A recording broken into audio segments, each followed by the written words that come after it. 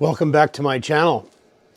Now this next segment of this railing job with the railing easing turn into the post, I'm going to go to the job site. I'm going to show you the process of determining the height of the newel post and the setting of the railing and getting that all squared away. Now I'll let you know there's going to be some surprises. There's going to be a lot of things that I learned on this project that I'll show you in this video, and my hope is that you won't make the mistakes that I made or make the oversights that I made, that you will be able to do it right the first time.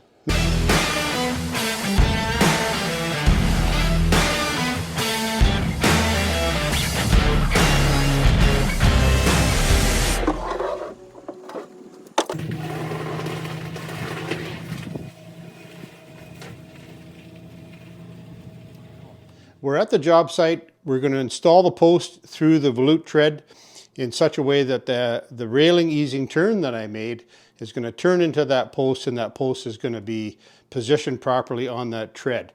So I'll just show you how that's going to work. So what I've done is I've taped off the volute tread and positioned a little temporary piece of scrap post onto the tread so that it's centered basically right on that volute tread. Then I put the railing easing turn on the staircase and positioned it so it's the proper distance from the wall so the hand brackets will work, and then made sure that that post is going to be positioned correctly. Now the next step will be to drill a hole through that volute tread, and what we're going to have to do, as I'll show you in the basement, is we're going to have to excise some drywall in this area here so that we can access the bottom of that post by putting a screw through the flooring plywood into that post to secure it.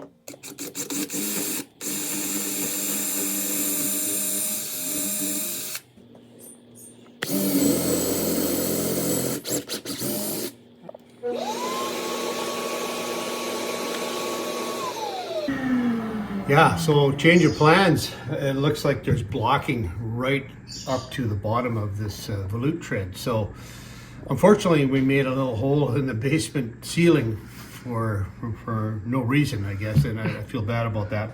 But we're just going to put a rod into this solid blocking and then mount the post here. Change of plans. Put a Super UT into this volute tread. The Super UT is from Zip Bolt, and I've done a couple of different videos on installing these, but this will provide a really solid connection for that post. All right, so I've got a 3/8 hole in this tread down through the blocking.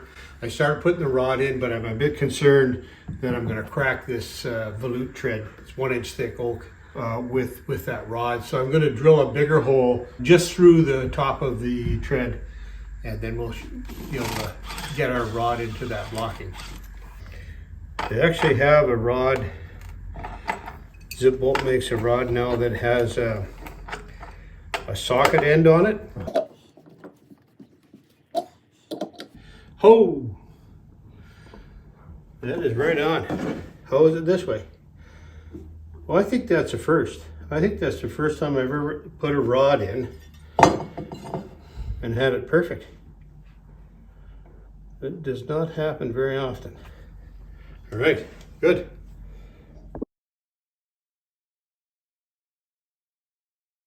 So what I'm doing here is determining the distance from the screw that attaches the bracket onto the wall to the top of the railing.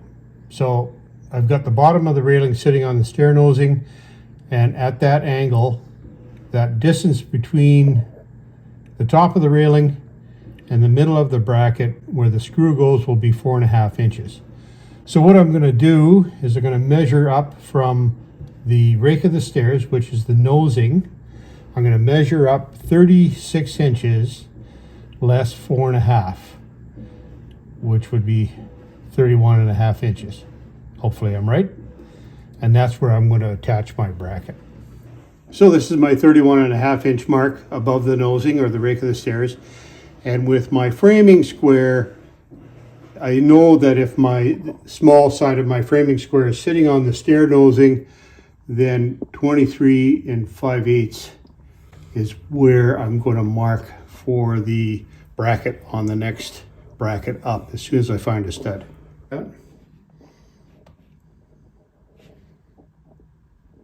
Somewhere in that area there.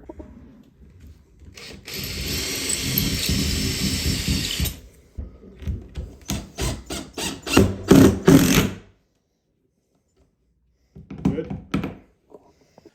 All right, we've got a bit of an issue here that I'm glad we discovered before we cut the post. The balusters are going to be too short on this easing turn section where we have to have balusters. So what we're going to do is we're going to drop the railing to suit, and this will actually make this turn a little bit lower, and it's going to be a little bit more pleasing to the eye and a little bit easier to manage. Now, one of the things with a volute tread, normally you would have a pin top Newel post and you'd have a circular piece of railing. If you have a circular fitting, and it sits on a post that's about 48 inches high, and these balusters going into the volute tread are always a little bit taller. So we don't have the option of buying taller balusters, so we're going to drop this and it should work fine. All right, so you can see here we've lowered the railing. Now our balusters are going to work, and I've got a laser level on the post right on the rod itself, and you can see that this post is not sitting plumb, and the reason for that is that this bottom tread is not level, and that is pretty common with staircases. If you were to take a little torpedo level and put it on every tread on your staircase, you'd likely get a different reading each time, and that's just the reality of stairs. And nobody really notices it because, you know, unless it's drastically off, you wouldn't notice it. So we are going to cut this post so that I have about 2 inches of reveal. And so that means that this is the mark where the post is going to meet the quarter turn right now. And we're just going to subtract this much so I have a 2-inch reveal. Pretty basic measurement. And of course, I'm just going to cut off about 5 inches off the bottom. But what I'm going to do is I'm going to cut this post, and I'm going to take a little bit more off this side of the post, and that should help correct that post being out of plumb.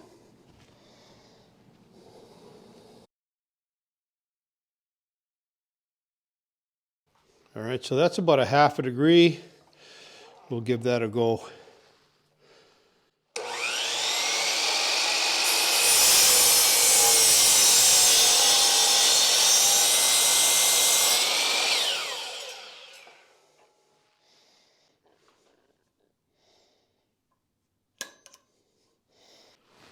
So you see right here, the distance from the end of the post to the center of the 1.5-inch hole is 4.5 to 5 inches.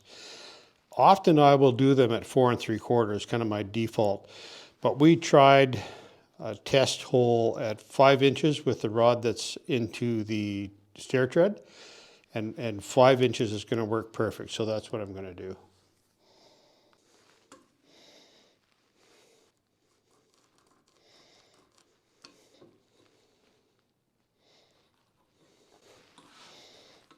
And I always do from both sides, and that way the middle of your 2 lines is exactly center.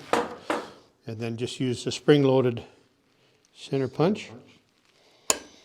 And also drill this 1.5-inch hole first, because if you drill this hole in the bottom of the tread or the post first, then when this 1.5-inch Forstner bit hits that trough, it'll kind of jiggle and wiggle and make a mark. Yeah, yeah.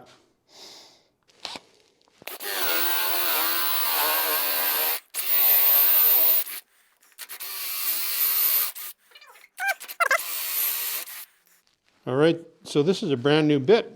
I'm down about 2 inches, and I'm gonna go a little more because I got a 3.5 inch post.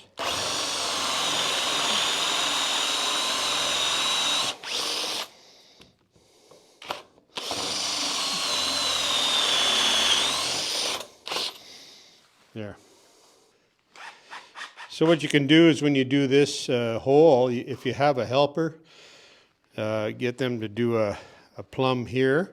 And what I do is I sight down the middle of the newel post for this angle, you know, this direction.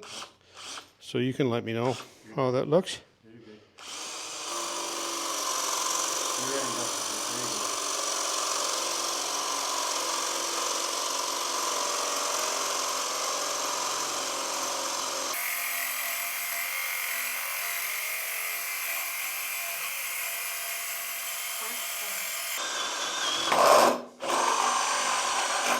There we go. Let's see. Yeah. Get the vacuum, you know, get the vacuum and take the sawdust out of that hole.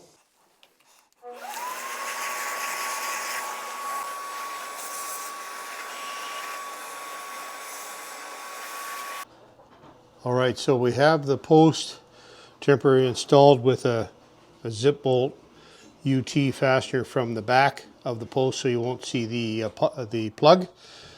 And the post is very close to being plumb. You can see here it's just off by a little wee bit, maybe 1/8 of an inch. So I'm just going to take a saw cut off my quarter turn here. I need to square it up anyway, and then I will install an XL connector into that quarter turn. It should undo it.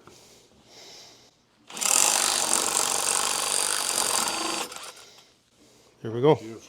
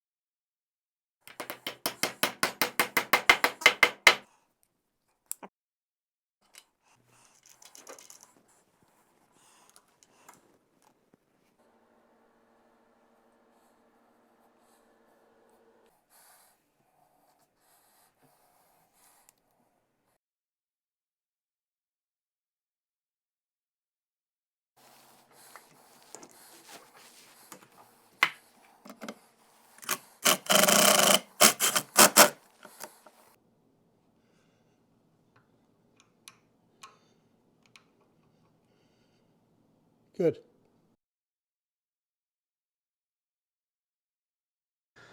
All right, so I'm all ready to do the glue up, and instead of bringing it back to the shop, I'm going to glue it up right here, because that way I know that my joints are going to fit. I'm going to leave this quarter turn connected to the post, and we'll glue up these 3 joints, and then I'll take it back to the shop and finish off the project.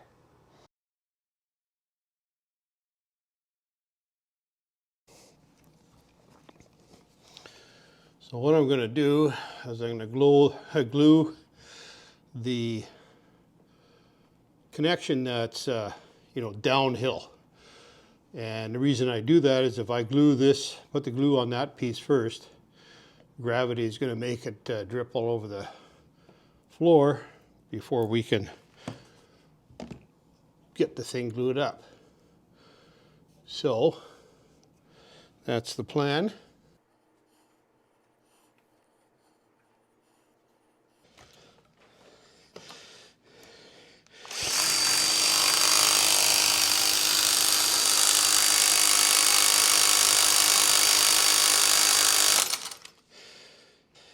Good. All right, so I'm going to put a couple of trim screws in here. It was kind of gapping. Yeah, it was kind of gapping when I made the connection. So those will be covered by a fillet later. I just put these in there for a little bit of insurance.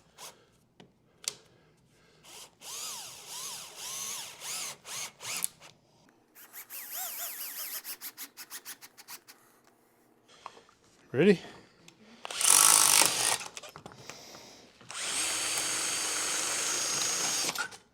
Good. Always, it never hurts to put sort of 2 layers of glue on the end grain because it soaks in the first time you do it. Soaks into the end grain.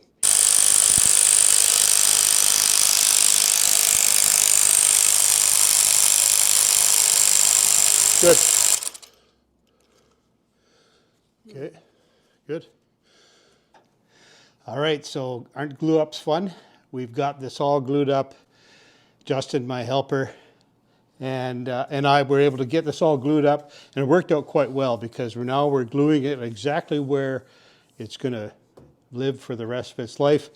It's on the brackets, into the post, and we had to throw, I think, 3 different screws, little short trim screws, into this easing, just because we couldn't get it exactly as clean and tight as we wanted. But the lamello invis and the dowels are really going to work well. I'll leave it overnight and take it off tomorrow, take it back to the shop and sand it up, stain it, and install it for permanent. That's it. That's all. Thank you.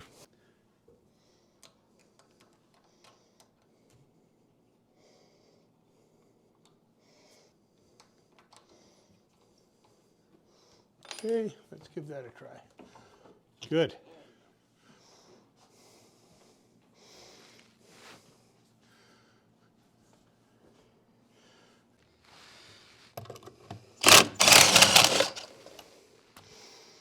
Okay, good. Very good. Got it?